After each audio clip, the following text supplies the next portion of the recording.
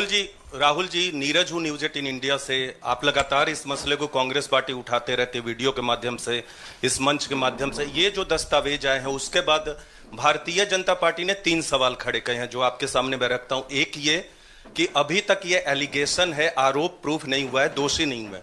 दूसरा, आपने खुद कह दिया कि 4 जो अपोजिशन स्टेट को पैसे दिए गए, बीजेपी ने यह भी कहा, उस पर क्या कार्रवाई होगी, क्या कार्रवाई करेंगे, आपने इसका जवाब तो दे दिया। और तीसरा, उन्होंने सवाल ये खड़ा किया है कि क्योंकि संसद का सत्र आने वाला है, 20 जनवरी को डोनाल्ड ट्रंप आने वाले हैं, इसकी टाइमिंग को लेकर भी सवाल खड़े हो रहे हैं। क्या ये जो अमेरिका से जो अमेरिका ने इन्वेस्टिगेशन जो बीजेपी ने कहा वो मैं आपके सामने रख रहा हूं। तो ये 3 सवाल है, एक का जवाब आपने दे दिया है कि कोई भी राज्य हो उस पर कार्रवाई हो, बाकी 2 के जवाब। तो आप बीजेपी के सवाल यहां क्यों रख रहे हो?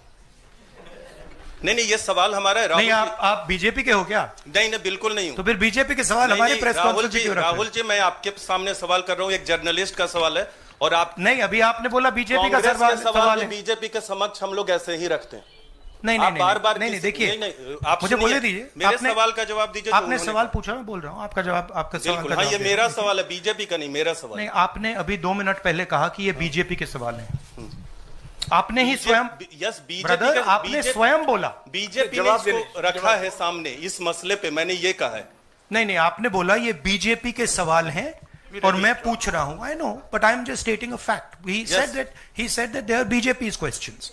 It's interesting to me that the media is asking BJP's questions to the opposition. It's interesting. But anyway, I will leave that. जहां तक बाकी स्टेट्स की इशू है, मैंने